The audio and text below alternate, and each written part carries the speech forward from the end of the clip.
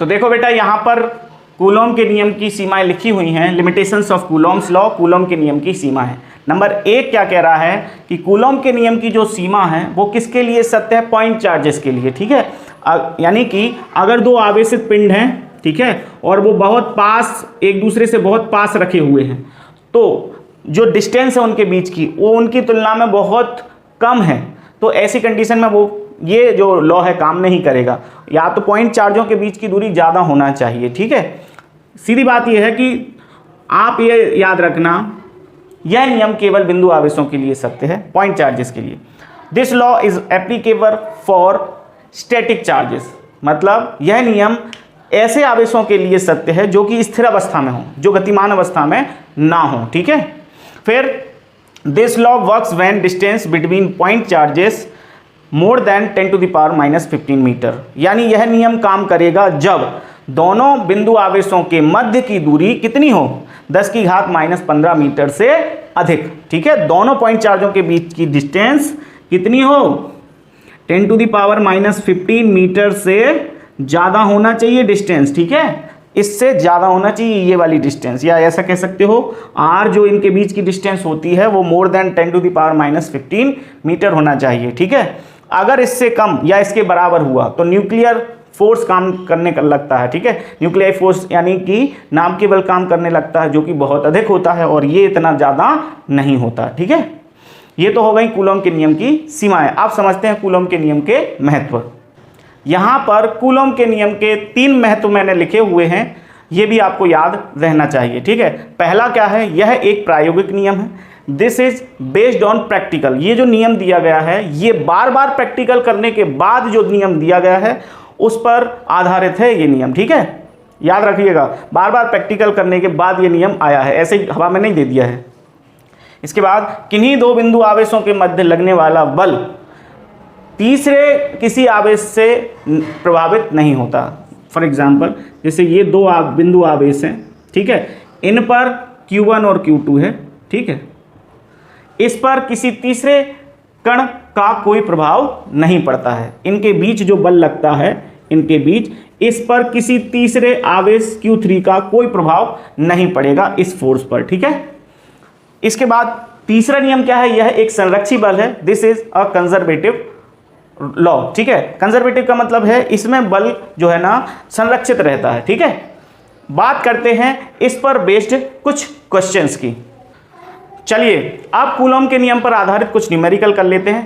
पहला न्यूमेरिकल है कि दो कणों के बीच की दूरी है 1 किलोमीटर, ठीक है। कितनी है? 1 किलोमीटर। उनके बीच लगने वाले बल की गणना कीजिए। The distance between two charge particles is 1 kilometer. What is the value of force applied between both charges? तो हमने कहा ये दो चार्ज हैं Q1 और Q2, ठीक है। इन दोनों के बीच की डिस्टेंस कितनी है? 1 किलोमीटर। कितनी? 1 किलोमीटर। तो F की गणना करनी है, यानी कि हमें वैल्यू पता करनी है किसकी? फोर्स की। तो F equal to according to Coulomb's law क्या होता है? F equal to K Q1 Q2 upon में R², ठीक है। अब R हमारे पास यहाँ पर कितनी दी हुई है? R हमारे पास कितनी है पता है आपको? R कितनी है? नहीं पता। और दोनों चार्ज पता है? दोनों चार्ज जो है ना 1 कूलॉम के हैं, ये भी क्वेश्चन में दिया हुआ है। हाँ, दोनों चार्ज जो हैं वो 1 कूलॉम के हैं, ठीक है। तो बिटवीन बोथ चार्जेस, इन दोनों के बीच की दूरी कितनी है? 1 किलोमीटर। तो हमने जो कूलॉम का नियम पढ़ा था वो मीटर के लिए पढ़ा था, दोनों के बीच की डिस्टेंस मीटर में हो। तो किलोमीटर में कितने मीटर होते हैं? 1000, ठीक है। तो देखो भैया हमने किलोमीटर को मीटर में बदल दिया, और जो चार्जेस हैं Q1 और Q2 दोनों की वैल्यू सेम है, वो है 1 कूलॉम, ठीक है। तो चलिए रख दीजिए। और K की वैल्यू तो आप जानते ही हैं कितना होता है? K की वैल्यू कितनी होती है? 9 × 10⁹, यही होती है ना, न्यूटन मीटर स्क्वायर पर कूलॉम स्क्वायर, ठीक है। तो यहाँ पर ये वैल्यू पुट करते हैं, ठीक है। Therefore F इक्वल टू यहाँ आ जाएगा 9 × 10⁹, Q1 Q2 की जगह आ जाएगा 1 × 1 अपॉन में R² की जगह कितना हो जाएगा? देखिए ये 10 की पावर कितनी है? ये 10 की पावर 3 है। कितनी है? 3। 10 की पावर 3 है ना, और इसका भी स्क्वायर, ये R की वैल्यू हो गई 10 की पावर 3 और इसका स्क्वायर, ठीक है।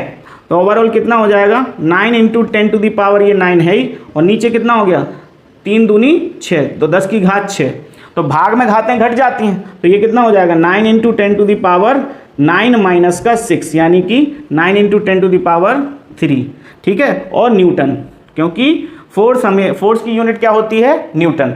ये आपको क्वेश्चन समझ में आ गया होगा। देखते हैं नेक्स्ट न्यूमेरिकल। तो दूसरा जो न्यूमेरिकल है वो क्या कह रहा है, दो आवेश हैं, एक आवेश को, जो पहला आवेश है उस पर कितना चार्ज है 2 कूलम प्लस 2 कूलम, और दूसरा चार्ज है उस पर कितना कूलम है, कितना चार्ज है प्लस का 6 कूलम, ठीक है। दोनों के बीच जो फोर्स लग रहा है वो कितना है 12 न्यूटन, ठीक है। अगर दोनों के बीच की डिस्टेंस उतनी ही रखी जाए, लेकिन वो क्या कह रहा है दोनों के चार्जों में -2 कूलम की वृद्धि कर दी जाए, ठीक है, तो उनके बीच कितना बल लगेगा। डिस्टेंस वही रहेगी, डिस्टेंस नहीं बदली जाएगी, ठीक है। तो देखिए यहां पर दो चार्ज हैं Q1 और Q2, ठीक है, Q1 और Q2, ये कितना है, ये प्लस का 2 कूलम और ये कितना है प्लस का 6 कूलम, ठीक है। तो इसके अभी देखो डिस्टेंस हम देख लेते हैं इसके हिसाब से, इनके बीच की डिस्टेंस कितनी होगी वो हम इनके हिसाब से निकाल लेंगे, ठीक है। अच्छा, फोर्स कितना है 12 न्यूटन दोनों के बीच। अब F की वैल्यू क्या हो सकती है, K Q1 Q2 अपॉन में R², ठीक है, इक्वल टू कितना 12 न्यूटन, है ना।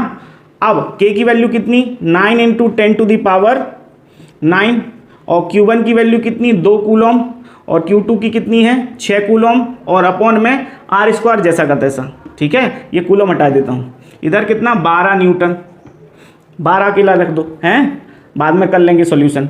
तो R की वैल्यू हमें पता ही नहीं है, ठीक है, तो R ऊपर ले जाओ 12 को नीचे ले आओ, ठीक है। या ऐसा कह सकते हैं 6 कम 6, 6 दूनी 12 से 12 कैंसिल, 1 आ गया। R² को ऊपर ले जाएंगे तो क्या हो जाएगा, R² को ऊपर ले जाएंगे तो क्या हो जाएगा, R² इक्वल टू हो जाएगा 9 इंटू 10 टू द पावर 9, ये R² हो जाएगा। तो R² हम ऐसा ही रखा रहने देंगे। अब वो कह रहा है कि इन चार्जेस में इसमें क्या किया जाए -2 कूलम दोनों में जोड़ा जाए, ठीक है। तो नए चार्जेस क्या आ जाएंगे, यानी कि Q3 चार्ज क्या होगा, Q1 में से -2 कूलम, और Q4 ऐसे ही क्या होगा, Q2 में से क्या कर दिया जाए -2 कूलम, है ना। तो Q1 की वैल्यू कितनी है 2 और -2, तो 0 चार्ज बचा, और यहाँ Q2 की वैल्यू कितनी है 6, तो 6 - 2 यानी कि ये बचा 4 कूलम, ठीक है, ये 0 कूलम है। अब इनके बीच में कितना फोर्स लगेगा वो देख लेते हैं, ठीक है। तो F इक्वल टू क्या होता है K Q1 Q2 अपॉन में R²। तो R² के हिसाब से देखिए हम वैल्यू पुट करते हैं, K की value 9 into 10 to the power 9, Q1 की वैल्यू कितनी है 0, इंटू Q2 की वैल्यू कितनी है 4 कूलम, और अपॉन में 9 into 10 to the power 9, I think, हाँ ये किसकी वैल्यू है R² की। तो ये खत्म। अच्छा, ये पूरा 0 नहीं हो गया, क्योंकि 0 का गुणा 0 4 में होगा तो 0 हो जाएगा, फिर उसका गुणा 0, मतलब ओवरऑल 0 हो जाएगा। तो फोर्स कितना हो जाएगा दोनों के बीच का 0, ठीक है। अगर इतना चार्ज है तो उनके बीच का बल कितना है 12 न्यूटन, फिर दोनों चार्जों में 2 कूलम की कमी कर दी जाए तो फिर उनके बीच क्या फोर्स होगा 0 न्यूटन, ठीक है। करते हैं नेक्स्ट क्वेश्चन क्या है। नेक्स्ट क्वेश्चन में 2 चार्ज हैं, लेकिन दोनों के दोनों क्या हैं प्रोटॉन है, ये दोनों के दोनों प्रोटॉन है। तो प्रोटॉन का चार्ज कितना होता है, ये E से ही शो करते हैं, प्लस E से बताते हैं कि नहीं, ये कितना होता है plus 1.6 into 10 to the power -19 coulomb, ठीक है। तो ये दोनों ही, ये भी उतना ही है, ये भी उतना ही है, तो मैं इसको क्या लिख सकता हूँ इक्वल टू Q1 और Q2 दोनों ही प्रोटॉन है, और इन प्रोटॉनों के बीच का डिस्टेंस कितना है ये भी दिया हुआ है, ये है आपका 4 into 10 to the power -15, 4.0 into 10 to the power -15, ठीक है, मीटर नहीं है, यस।